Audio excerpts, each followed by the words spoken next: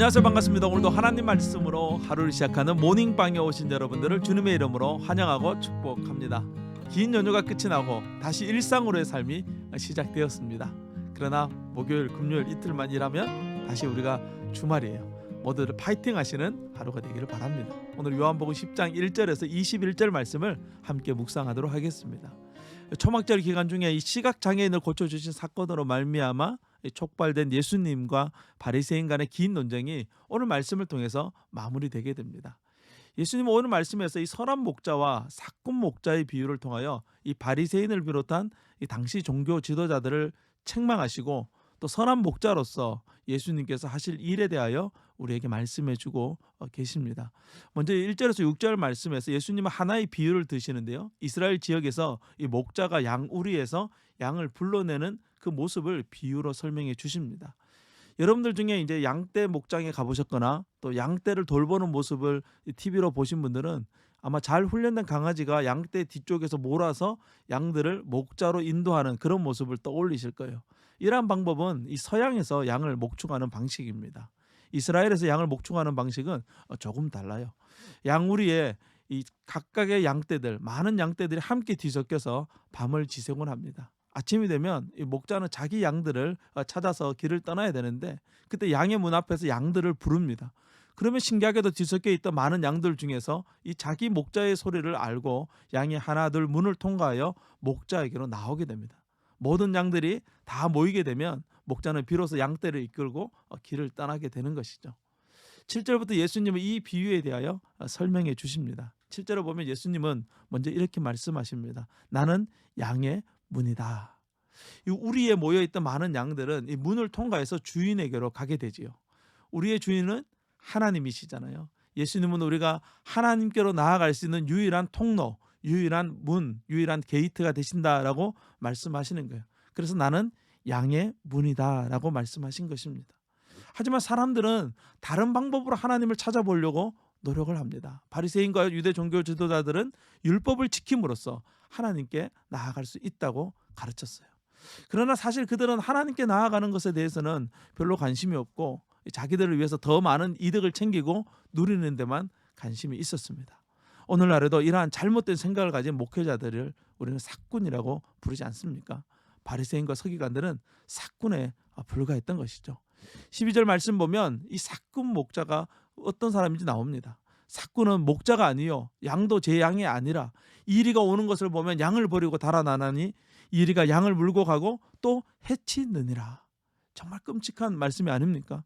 사꾼은 위기가 찾아왔을 때 그 본색이 드러나게 된다는 거예요. 결국 자신에게 손해가 된다고 판단이 서면 모든 것을 버리고 떠나가 버리게 되고 양들은 무방비 상태로 갈기갈기 찢겨지게 되는 것이죠.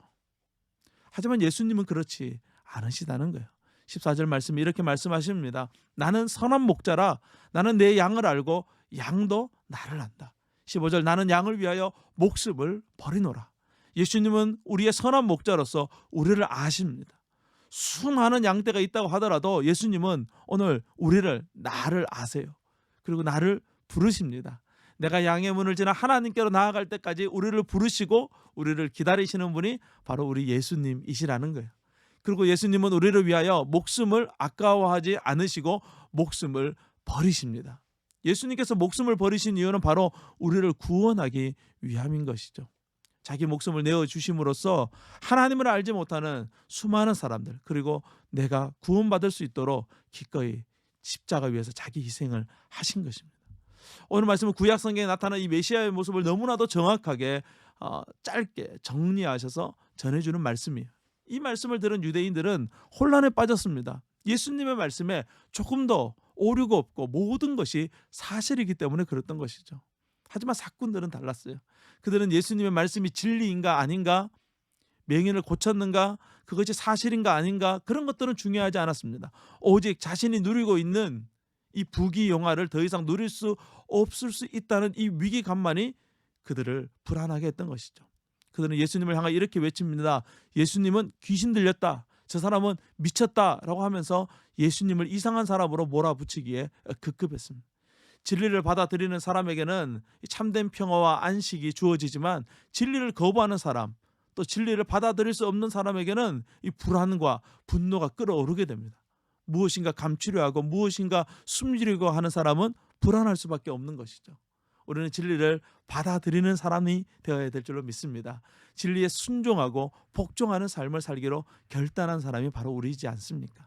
그러기에 우리에게는 오늘 하루도 이 하늘 평화가 주어지게 될 것입니다. 긴 연휴를 마치고 새롭게 시작하는 일상의 삶이 우리의 감정을 자극하고 또 우리에게 다양한 감정의 소용돌이를 일으키는 여러 가지 사건들이 일어날 수 있어요.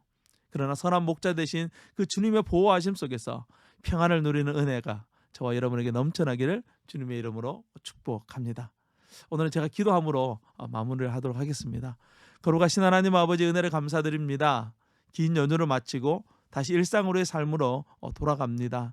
하나님, 주님께서 우리를 늘 인도해 주시고 이끌어 주시는 선한 목자가 되심에 얼마나 감사를 드리는지요. 하나님, 우리 삶에 일어나는 여러 가지 일들 가운데서 주님의 보호하심, 인도하심 가운데 참된 평안을 누릴 수 있는 우리 모두가 될 수 있도록 하나님, 이 한 주간도 하나님의 은혜로 지켜 주옵소서. 감사드리며 예수님 이름으로 기도합니다. 아멘. 오늘도 승리하세요. 샬롬.